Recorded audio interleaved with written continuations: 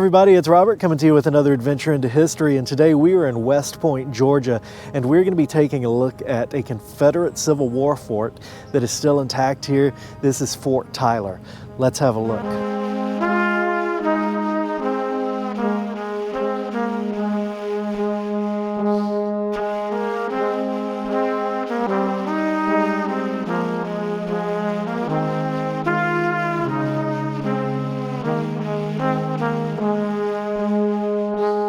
On April 16, 1865, two of the last battles of the Civil War took place, one being the purported last battle of the Civil War taking place in Columbus, Georgia. The other was the Battle of West Point that happened right here.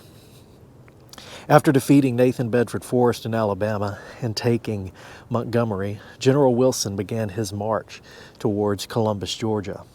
He detached Colonel LaGrange to attack West Point. The defense of West Point was right here, Fort Tyler, and it was commanded by Confederate General Tyler.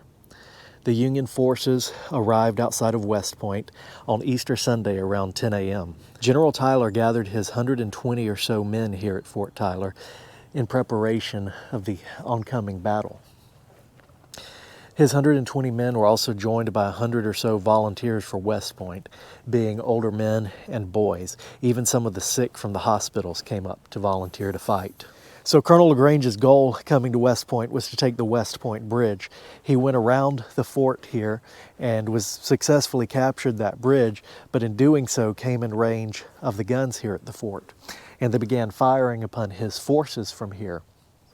The first shots killed Colonel LaGrange's horse and stunned him, and that launched the battle of 3,750 men against the 200 Confederates here. And also bear in mind that this battle took place after the Civil War had formally ended, after Lee's surrender. General Tyler had sworn an oath to the people of West Point that he would either defend this ground or he would die trying. As the battle waged on, Union guns knocked out some of the Confederate guns here, and it was obviously a no-win scenario for General Tyler. So he reportedly walked out of the walls of the fort and straight into enemy fire and was shot down. The fort was captured at about 6 o'clock that day. The Battle of Columbus happened on the same day, and again, it's purportedly the last battle of the Civil War. When General Wilson took Columbus, that battle lasted well into the night, whereas this one ended again at 6 o'clock. After the Union Army had taken the fort, they blew it up, and then the site was turned into a water reservoir by the city of LaGrange in later years. And then in more modern times, the fort itself was restored to what we see today. And it's absolutely an amazing place. And this is what would be considered the battlefield for the Battle of West Point. The battlefield in Columbus is for the most part under modern construction and under a modern bridge, and has pretty much all been erased with exception of a few earthen forts in Phoenix City that may have looked something like this. But I think it's great that the city of West Point has restored this fort and is open to the public from sunup to sundown. So if you're ever in West Point, Georgia, I highly recommend you coming here to check it out. So let's see what it says here. In the fall of 1863, a fort was built atop a knoll on the western side of West Point. It was designed to protect the Chattahoochee River bridges, the strategic railroad junction, and supply depot from the approaching Union Army. At 2 a.m. on the 16th, the 2nd and 4th Indiana, with one piece from the 18th Battery, moved to West Point, captured a train of 14 wagons on the way, and arrived at 10 a.m. within the range of the guns of Fort Tyler, which is a remarkably strong earthwork, 35 yards square, surrounded by a ditch 12 feet wide and 10 deep, situated on a commanding eminence and protected by an imperfect abatis. That's what Colonel Oscar LaGrange said about this fort. From the 9th Tennessee Infantry, this is Lieutenant McFarland. We then went to Fort Tyler, situated on an eminence on the west side of the Chattahoochee River near the town. I found the fort to be of simple construction, square dirt embankments, with a ditch at the outside, entrance on the west, open and protected only by a stockade in the rear of the entrance. There were 3 old pieces of artillery, a 32-pounder, each on the northwest and southwest corners. There were no headlogs nor other protection.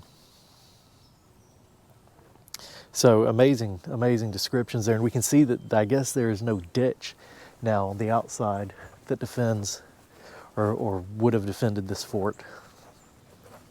But we are really high up here. It may not look like it on camera. We're really high up overlooking downtown West Point.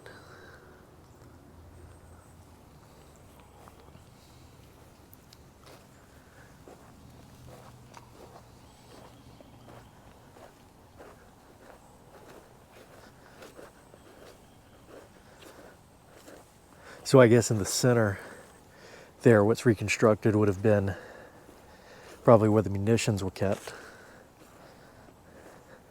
But I think up here is a really cool view of the fort overall. Plus, again, if we look down, the trees are blocking the view, but you can see how high up this fort was. It's absolutely amazing to think of the history of the battle that took place here, you know, on this soil where, you know, people are living today right beside this place. And we're up here talking about it. But so many years ago, there was much life lost here. I think it's interesting to think about that as time goes by and what has happened here.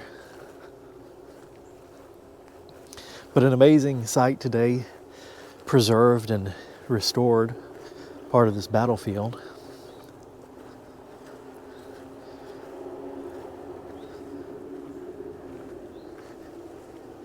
At a site that represents the end of the Civil War and one of the last battles of the war. And I think it's so interesting that the Civil War was actually technically over with by the time that this battle took place, and also the Battle of Columbus, and think about the lives that were lost in that battle.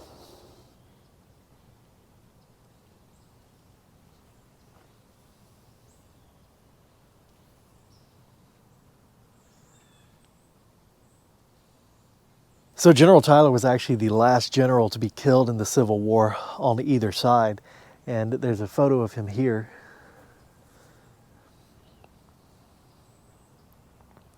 And also some more great information on here. But for now, we're going to leave this battlefield, and next time we're going to go visit the grave of General Tyler. So make sure you don't forget to like, share, and subscribe, and we will see you on the next adventure.